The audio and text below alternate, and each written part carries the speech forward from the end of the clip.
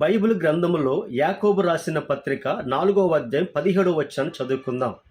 కాబట్టి మేలైనది చేయనెరిగియు అలాగు చేయని వానికి పాపము కలుగును అని రాయబడి ఉంది.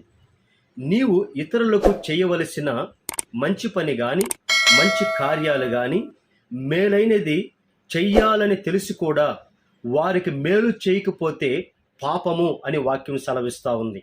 పాపమును గురించి బైబిల్లో కొన్ని వచనాన్ని మనం నేర్చుకుందాం.